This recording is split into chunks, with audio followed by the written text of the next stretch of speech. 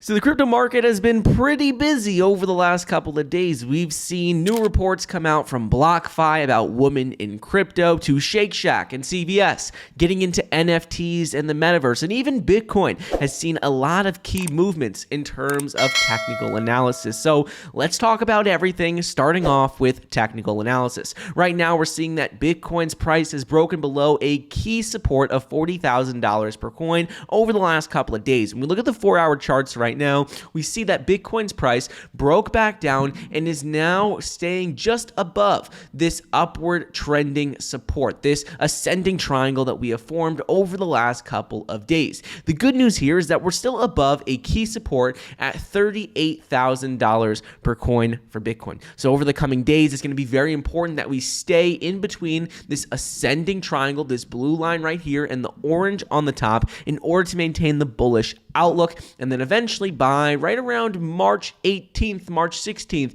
we're going to be coming to an end where we're going to need to see it either decide whether we're going to break to the upside or break back lower. Next thing that's been happening in the crypto market is a new report from BlockFi. New report from BlockFi shows that 33% of American women intend to buy crypto in 2022. And this is a big sign because no matter who you're talking about, whether it's men or women or anyone, the important thing is that more people are getting involved in crypto. And according to this new report by BlockFi, they surveyed over 1,000 women, 1,031 to be exact, and right now about 30% of these women intend to enter the crypto space over the next 12 months and really by the end of 2022. 60% of these people say that they plan to enter in the next 90 days, and in addition to this, we're seeing that even 10% of them intend to apply to blockchain-based jobs, because also this is where a lot of the money is being made right now. This is where some of the highest paying jobs are in the crypto and digital asset space. So this is great news for overall long-term adoption of crypto.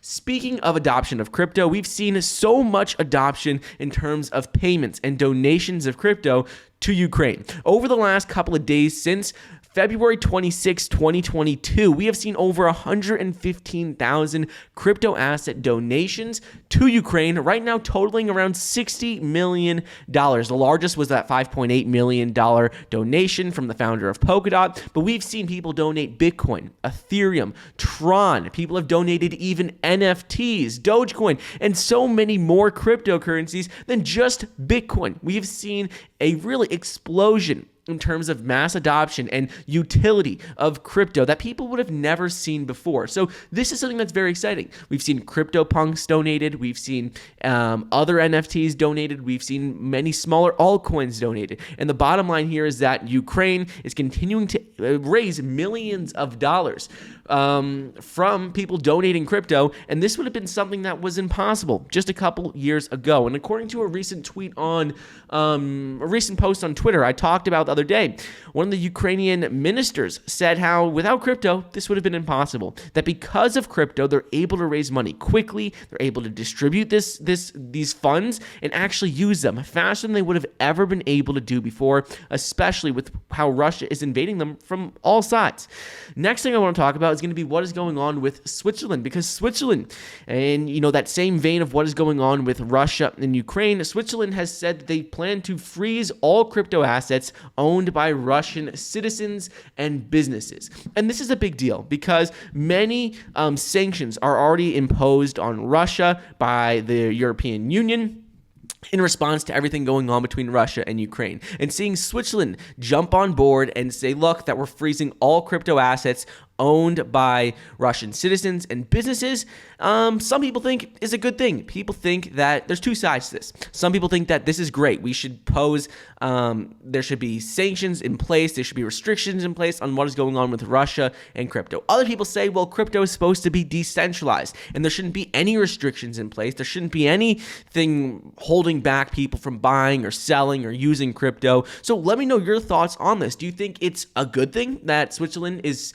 imposing imposing like sanctions and freezing crypto assets from Russian wallet addresses, or do you think they shouldn't be doing this? Let me know in the comments down below what your thoughts are about this. Moving on, let's talk a little bit about some altcoins that have been making some big moves, one of which is Terra Luna. Terra Luna officially has become the second largest ecosystem in crypto, the second largest DeFi project in terms of TVL. When we look at DeFi Llama right now, you can see that Terra Luna has over $20 billion TVL, which is close to which is starting to get closer and closer to Ethereum. We have seen that over the last couple of days, Terra Luna has exploded in value. More and more people are building on its ecosystem. More people are locking funds and using Anchor Protocol, for example. And we're seeing a lot of excitement around the Terra Luna ecosystem. So right now, if we look at TVL, you can see that it's clear that Luna is by far the second largest layer 1 crypto in the market. We see that it's almost double the TVL of Binance Smart Chain, and if you're looking at that in terms of price, it would indicate that Luna still has a lot of upside. It's not the number 2 ranked cryptocurrency in terms of market cap.